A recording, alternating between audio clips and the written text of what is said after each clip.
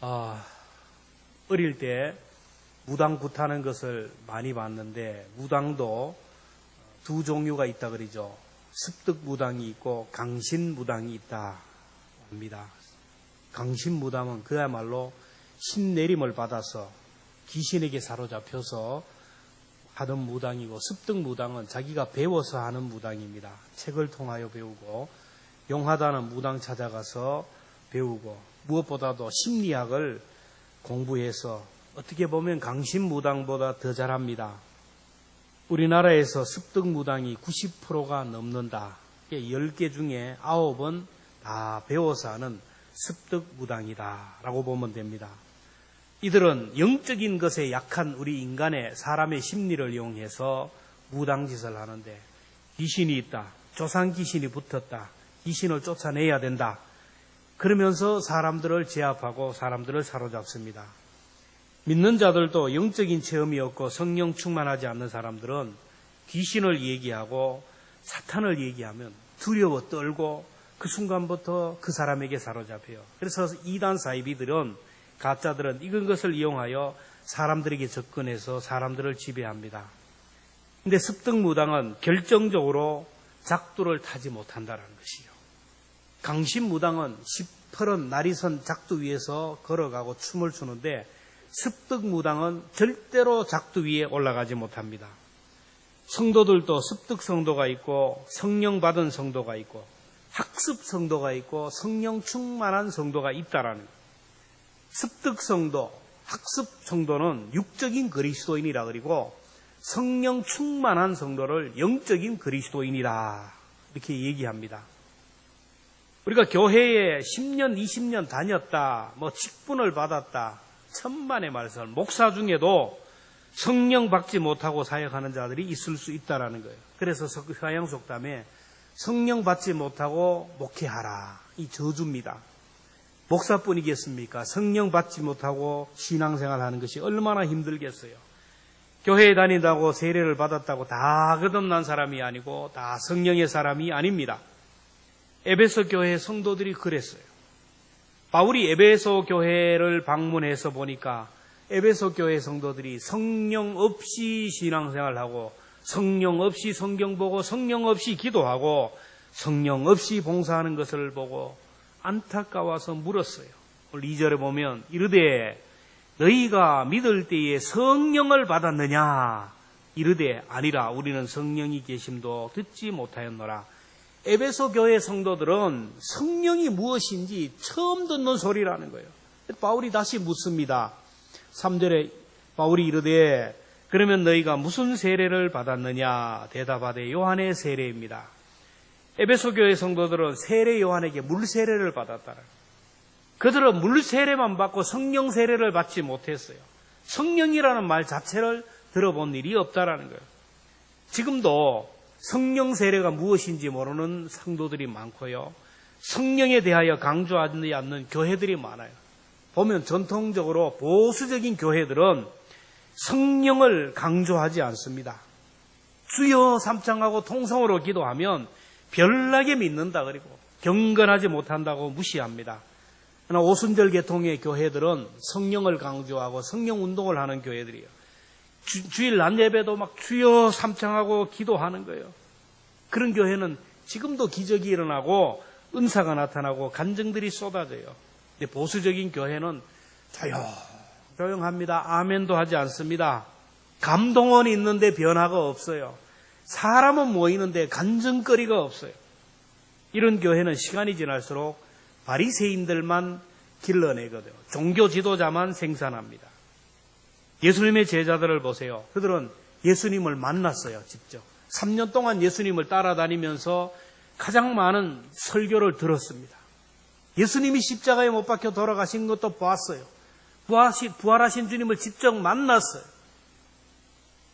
같이 식사를 했어요. 구름 타고 승천하는 그 모습을 직접 보았습니다. 그들은 예수님을 믿었어요. 안 믿는 게 아니에요. 그럼에도 불구하고 그들은 변화가 일어나지 않았어요. 여전히 두려움과 불안에 사로잡혔고 염려로 가득해. 종교 지도자들이 두렵고 권력자들이 두렵고 세상이 두려워서 그냥 고향으로 내려가서 도피하는 그런 삶을 살았어요. 왜 그랬을까요? 그들 속에 불이 들어가지 않아. 성령이 임하지 않았기 때문에 그래요. 그래서 예수님이 하늘로 승천하면서 제자들에게 하신 말씀입니다. 사도행전 1장 4절에 보면 사도와 함께 모이사 그들에게 분부하여 이르시되 예루살렘을 떠나지 말고 내게서 들은 바 아버지께서 약속하신 것을 기다리라. 빨리 나가서 전도하지 뭐 하느냐. 나가서 교회를 세우고 제자 훈련을 해라.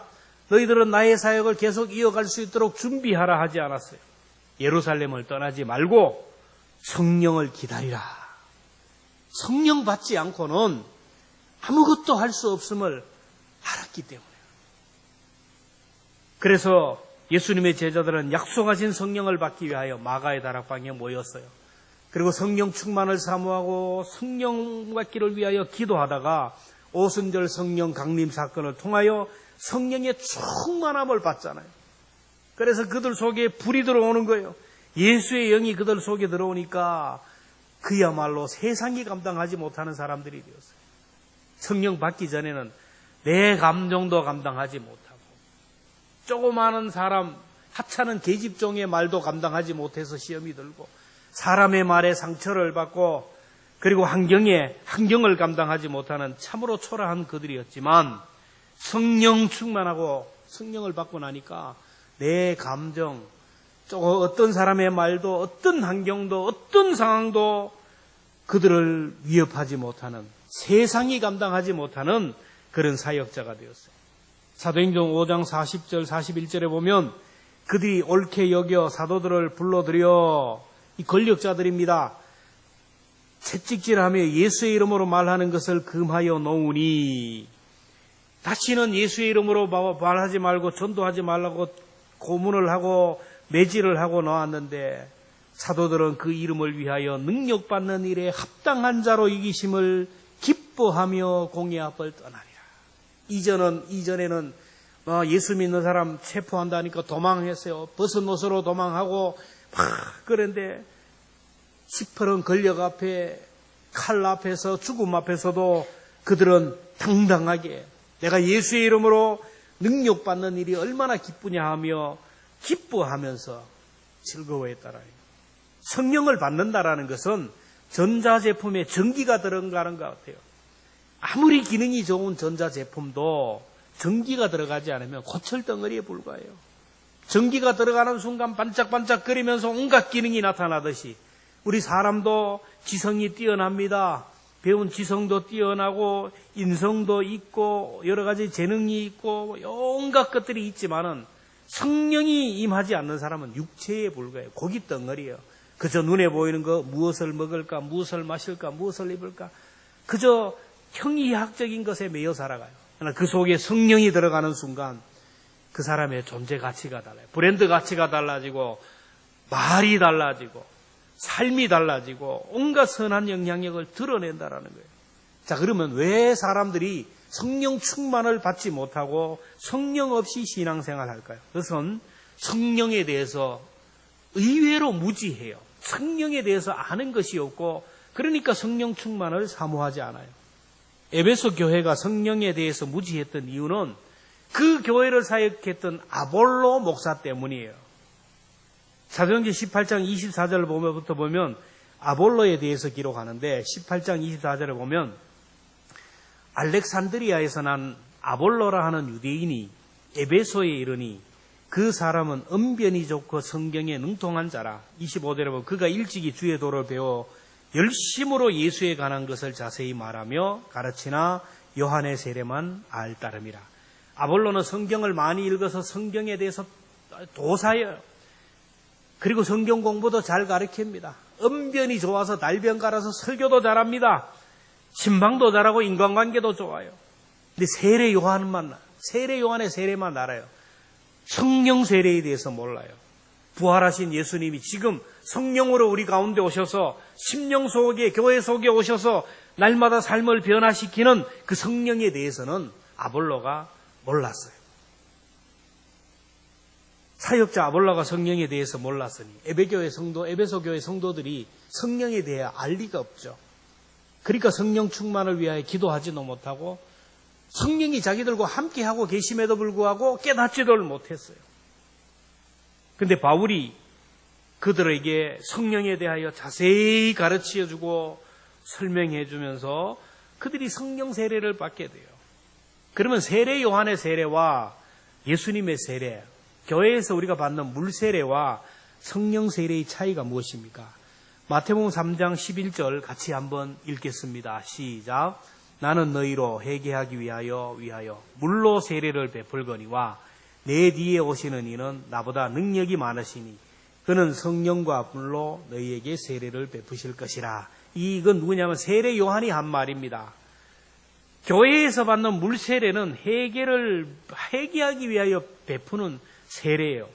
내가 죄인이라는 것을 깨닫게 하고, 나는 예수님의 십자가가 필요하다는 것을 알게 하고, 나는 천국 가고 싶다는 마음을 들게 하는 세례입니다.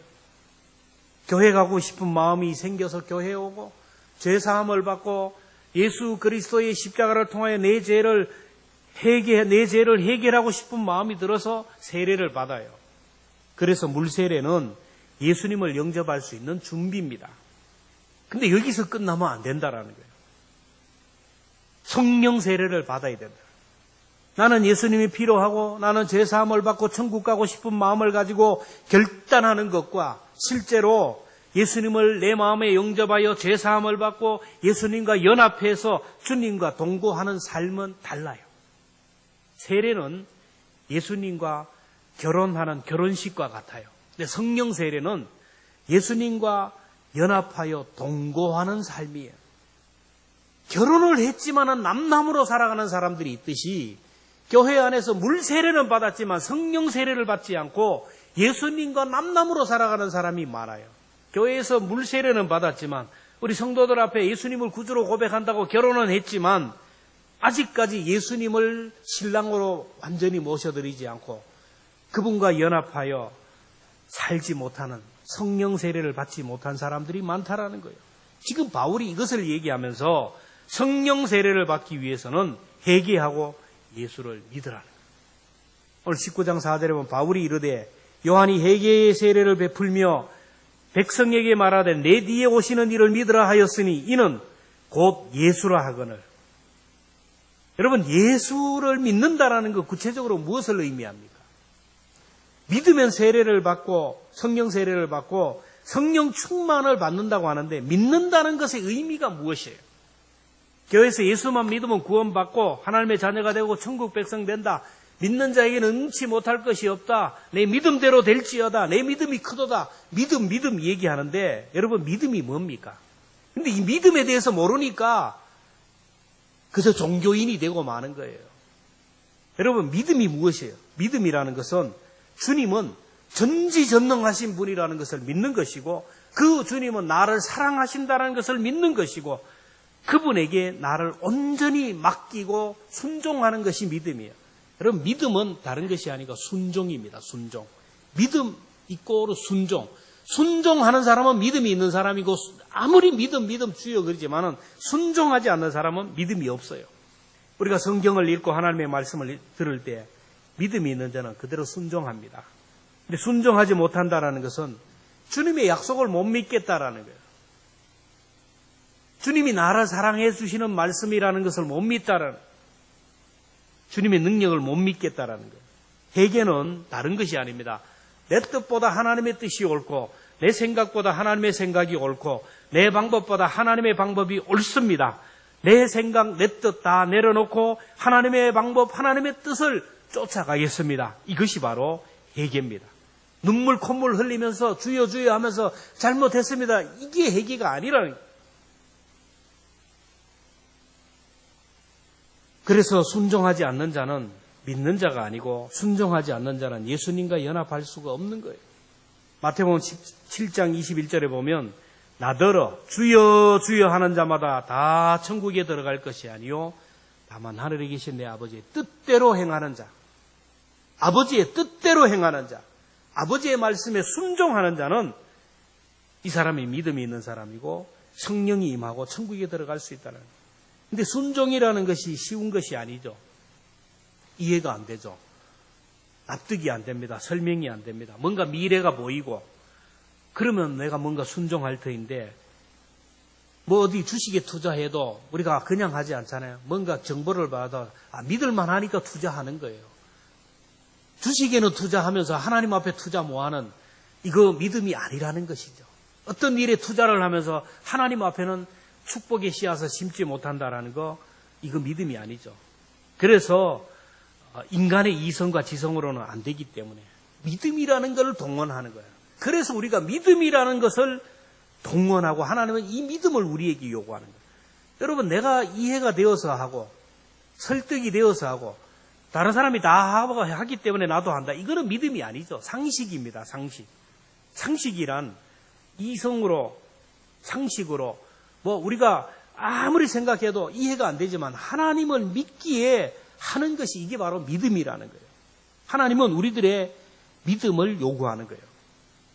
믿음의 분량대로 요구한다라는 거예요. 우리에게 아브라함처럼 네 아들을 독자로 드리라 하지 않습니다. 하나님이 요구하는 것은 우리들이 순종할 수 있는 것만큼, 결단할 수 있는 만큼만 요구하는 거예요. 그리고 순종할 수 있는 자리까지 인도하고 순종할 수 있는 단계까지 이렇게 인도하시고 결단을 요구해요.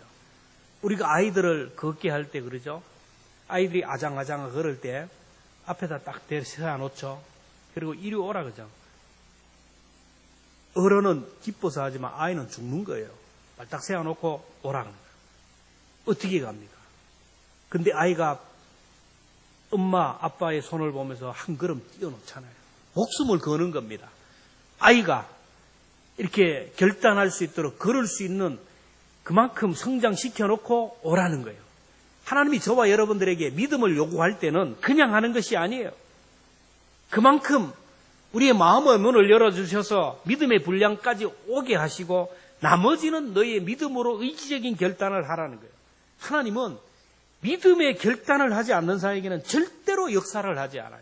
교회 일도 그렇고 모든 일도 그렇고 우리가 믿음으로 시작만 하면 하나님이 다 해주잖아요. 근데 믿음으로 시작을 못하기 때문에 하나님은 일할 수가 없는 거예요.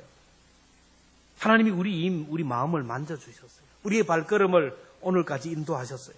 교회 오고 싶은 마음도 주셨습니다. 세례 받고 싶은 마음도 주시고 성령 충만 받고 싶은 마음도 주시고 믿음으로 결단하는 자리까지 인도하시고 마지막 결단을 하라는, 번지 점프를 믿고 내 몸을 던져버릴 때 이 사람은 스릴을 맛보듯이 우리 하나님의 전능하신 하나님의 능력, 하나님이 나를 사랑한다는 것을 믿고 나 자신을 던지는 것이 바로 믿음이에요.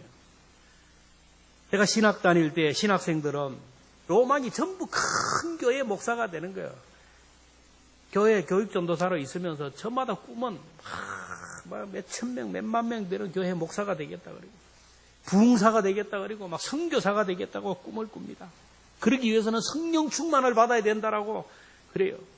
그래서 기도원에 많이 갔는데 가면서 오늘은 소나무 뿌리를 몇 개 뽑자 그리고 갑니다. 근데 성령 충만을 사모하며 기도원으로 가게 하시는 분은 성령님이에요. 학생이면 공부해야지 무슨 기도원 돌아다니냐고. 학구파들은 그런 데 가지 않습니다.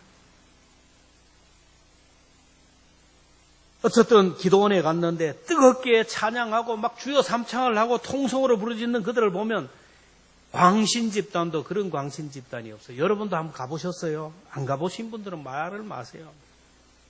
사람들이 다 미친 것 같아요. 기가 먹었나? 왜 과음을 저리 지르는? 전부 방언합니다. 알아듣지도 못한 소리를 하고 막 방방 뛰고. 그러면 이 마음에 의심이 생겨요.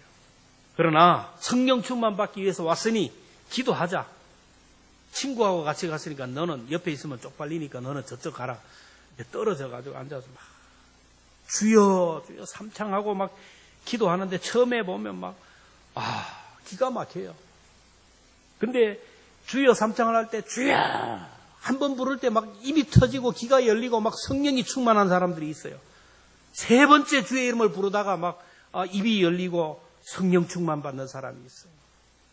기도하는 중에 막 성령의 불을 받는 사람도 있어요. 저는 거기에서 어린 나이와 같은 믿음을 칭찬하시는 주님의 그 말씀이 이해가 되었어요. 예레미야 33장 3절에 너는 내게 부르짖으라 내가 내게 응답하겠고 내가 알지 못하는 크고 은밀한 일을 내게 보이리라. 하나님이 부르짖어 기도하면 크고 은밀한 것을 보여주실 것이라는 그 말씀에 순종하여 부르짖는 자들에게 성령이 강력하게 역사하는 거죠. 부흥 강사가, 그 앞에 강사가 주여 삼창하고 기도할 때 성령이 강력하게 역사할 줄로 믿습니다 하고 주여 하고 하작할 때 그냥 막 소리 지르면서 주여를 부르면서 기도했던 사람들은 다 성령의 능력을 받았어요. 그런데 쪽팔려서 아이고 미쳤지 이렇게 하면서 소리 지르도 못하고 기도하지 못한 사람들은 성령의 임재를 경험하지 못했어요. 어린 나이와 같은 믿음, 그 믿음으로 순종하는 자에게 은혜를 입어요. 주님은 어린 나이와 같지 않는 자는 천국에 갈 수 없다고 했어요. 그래서 하나님이 말씀하실 때, 주의 종이 말씀하실 때 자꾸 내 생각, 내 감정 여기에 끌리면 안 돼요. 아멘 하고 순종하면 능력을 경험하게 됩니다. 그렇다고 조용조용 기도하고 조용조용 아멘 하는 자는 성령 받지 못했나? 아니에요. 이렇게 교회에 와서 예배 드릴 수 있는 자체는 성령이 임했기 때문이에요. 성령이 아니면 오늘 우리가 이 자리에 나올 수가 없어요. 하나님을 아버지라고 부르고 예수님을 구주라고 부를 수도 있는 것은 성령이 임했기 때문이에요. 고린도전서 12장 3절 같이 읽습니다. 시작. 하나님의 영으로 말하는 자는 누구든지 예수를 저주할 자라 하지 아니하고 또 성령으로 아니하고는 누구든지 예수를 주라고 할 수 없느니라.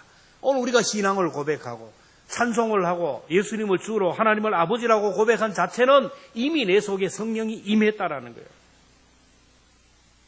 그러나 아직도 여기에 머물지 말고 하나님의 자녀된 것, 천국 백성 된 것으로 머물지 말고 성령 세례를 받고 성령 충만을 받아서 능력 있는 삶을 살라라는 거예요.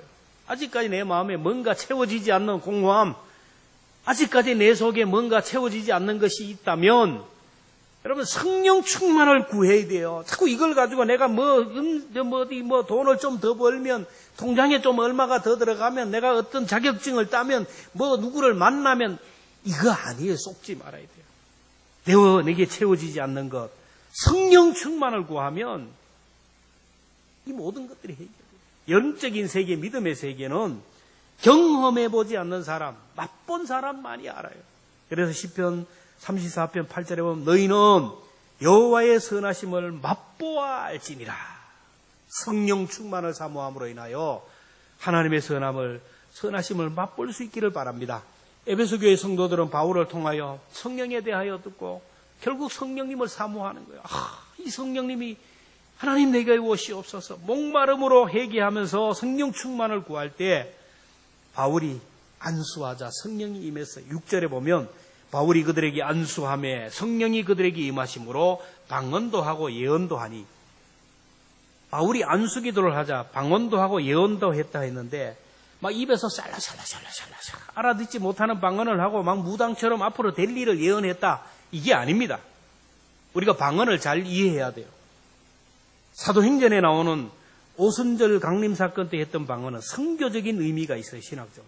복음이 예루살렘에서 유다와 사마리아로 땅끝까지 전해야 되는데 이 복음이 언어의 영역, 문화의 영역을 넘어가는 의미에서 그때 당시 많은 사람들이 저마다 다른 언어로 기도를 했는데 다 알아듣게 되었다라는 거예요. 언어의 소통, 이걸 얘기합니다. 이거는 선교적인 의미의 방언입니다.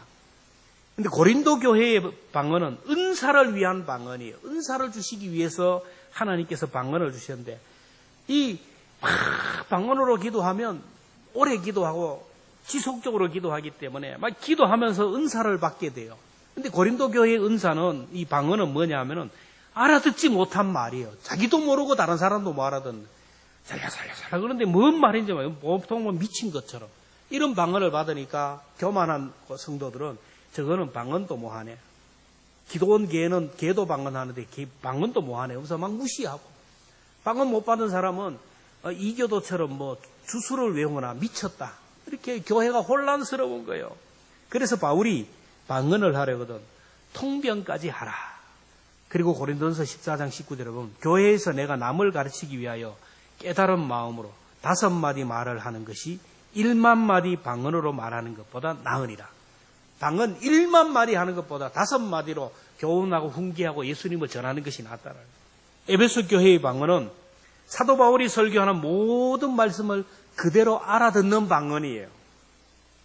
우리가 방언의 개념을 바로 이해해야 되는데, 방언하면 알아듣지 못하는 말로 샬라샬라 하는 것, 그것만 생각하면 안 돼요. 물론 그 방언을 사모하면 그런 방언을 받을 수 있습니다.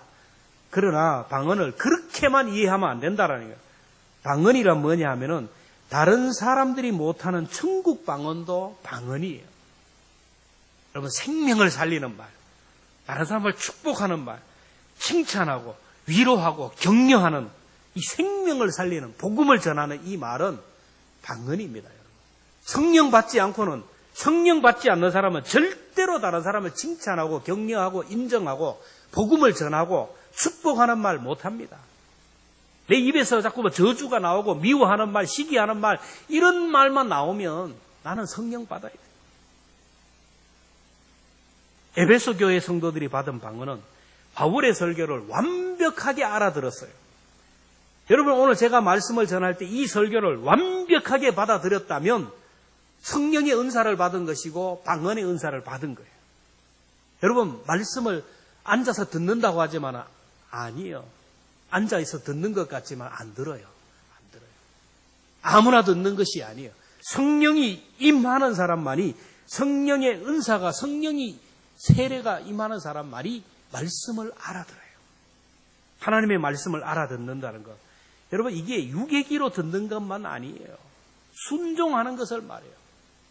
아이가 방에 들어가 공부 안 하고 앉아가지고 컴퓨터만 자꾸 하고 있어요. 핸드폰만 붙들고 있어. 너는 왜 내일 모레 시험인데 그렇게 컴퓨터만 하느냐? 너는 왜 텔레비전만 하냐? 네 핸드폰만 하냐? 그래도 아이는 들으면서 계속 하고 있어요. 그러면 뭐라 합니까? 지가 먹었냐? 왜 부모 말을 안 듣냐고. 안 듣는 게 아니죠. 다 들었죠. 결국에는 뭐예요? 부모의 말에 순종하지 않았다라는 거예요. 여러분, 순종하지 않는 것은 안 듣는 거예요. 귀로 아무리 들어도 내가 순종하지 않으면 하나님께서는 이걸 듣는 것으로 허락하지 않는다라는 거예요. 솔로몬이 왕이 되고 나서 기브온 산당에 와서 1000번제를 드릴 때 하나님이 뭐라고 하죠? 네 소원이 뭐냐? 솔로몬이 뭘 구했습니까? 많은 사람들이 지혜를 구했다는데, 물론 지혜죠. 열왕기상 3장 9절에 보면 누가 주의 이 많은 백성을 재판할 수 있으리까? 듣는 마음을 종에게 주사 주의 백성을 재판하여 선악을 분별하게 하소서. 이 듣는 마음이 뭡니까? 백성들의 소리를 듣는, 지극히 작은 자의 소리를 듣는, 하나님의 말씀을 듣는, 이 듣는 것으로 끝나는 게 아니고 듣고 실천할 수 있는 결단력, 결국 성령의 능력이에요. 오늘 집사님 자꾸 오늘 행동하는 믿음인데 맞아요. 행동하지 않는 믿음은 믿음이 아니에요. 하나님의 말씀을 귀로만 듣는 것이 아니고 순종하는 거예요. 하나님이 이걸 귀하게 여기고 구하지 않는 것까지 다 주셨어요. 여러분, 말씀이 들리는 것은 성령이 임한 증거고, 말씀에 순종한다는 것은 성령 세례 받은 증거입니다. 성령이 임하지 않으면, 성령 세례를 받지 못하면 절대로 순종의 자리에 못 가요. 바울이 안수기도 할 때 성도들이 예언을 했다는데, 이 예언은 앞으로 나타날 일들을 막 점쟁이처럼 했다는 말이 아닙니다. 여러분, 예언은 하나님의 말씀이에요. 하나님의 말씀이 앞으로 되어질 일들을 얘기하는 거예요. 이렇게 하면 이렇게 할 것이다. 약속에 순종하면 이런 복을 줄 것이다. 이게 하나님의 말씀의 예언이에요. 그냥 앉아가지고 다 해서 앞으로 뭔 일이 일어날 것이고, 오늘 니는 무슨 사업을 하면 이 귀신 전바치가 하는 것이고 무당이 하는 것이죠. 그거 아니에요. 우리는 말씀의 바탕 위에요. 말씀에 다 있어요. 이렇게 하면 이렇게 되고, 이렇게 안 하면 이렇게 된다. 말씀의 바탕 위에 있는. 그러니까 결국에는 에베소 교회 성도들이 받았던 예언이라는 것은 간증입니다. 간증. 그러니까 이렇게 믿었더니 이렇게 되었습니다. 하나님의 은혜입니다. 하나님이 하셨습니다. 주님을 자랑하고 증거하는 거예요. 습득무당은 저도 얘기했지만 절대로 작두 위에 못 올라가요. 올라갔다는 발이 작살나는 거 못 올라가요. 마찬가지로 학습성도, 습득성도는 절대로 사람을 살리는 생명의 언어, 축복의 언어, 천국 방언 못합니다. 그리고 하나님의 말씀에 절대로 순종하지 못해요. 간증하라 해도 간증거리가 없어요. 성령 받은 성도만이 천국 방언을 하고 말씀에 순종하고 자랑거리가 있습니다. 에베소 교회 성도들은 바울에게 안수기도 받을 때 성령 세례 받았어요. 여러분, 목사의 안수기도를 우습게 생각하면 안 됩니다. 어떤 분은 목사가 안수기도 하면 마음이 평안해지고 병이 나은 것 같다 오기에 목사가 능력이 있는 것이 아니고 성경에 보면 목사가 손을 얹으면 그 순간 주님의 손이 함께 한다라는 거예요. 마가복음 16장 17절에 보면 믿는 자들에게는 이런 표적이 따르리니 곧 그들이 내 이름으로 귀신을 쫓아내며 새 방언을 말하며 뱀을 집어 올리며 무슨 독을 마실지라도 해를 받지 아니하며 병든 자에게 손을 얹은 즉 나으리라 하시니라. 안수 기도 받으면 마음이 평안하다라는 것은 성령이 강력하게 임재했던 거예요. 성령은 예배드릴 때 임재해요. 교회는 주님의 몸이기 때문에 교회 품에 있으면 성령이 찾아와요. 예배드릴 때 마음이 기쁘고 평안하다는 이유는 바로 성령님이 찾아오는 거예요. 말씀을 읽을 때, 말씀을 들을 때 성령이 임합니다. 베드로가 고넬료의 집에 초청을 받아갔을 때 고넬료는 모든 친척들, 가족들을 모아놓고 베드로를 모셔서 말씀을 듣는데 어떤 일이 일어납니까? 사도행전 10장 44절부터 같이 봅니다. 시작.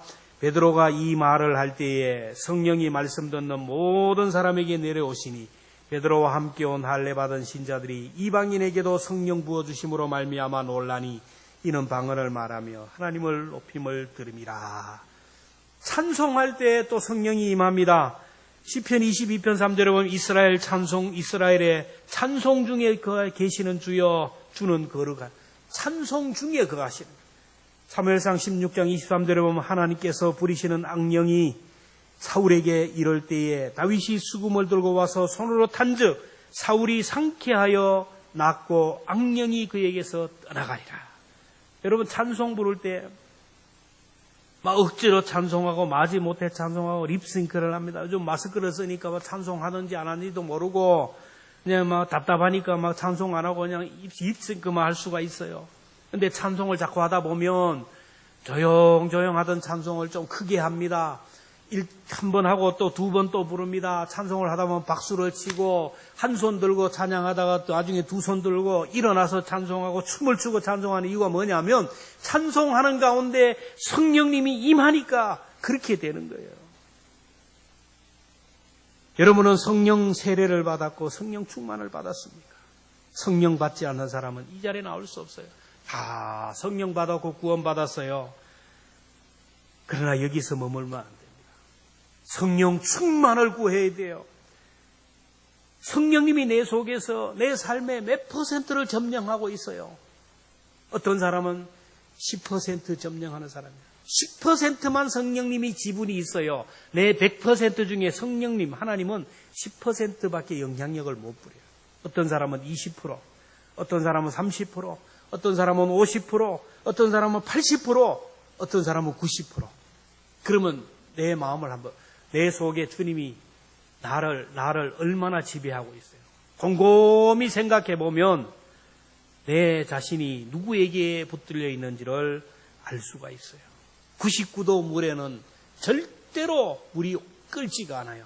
99도에다가 석 달열을 1년 12달을 놔도 물은 안 끓어요. 거기에 1도만 거하면 물이 변화가 됩니다.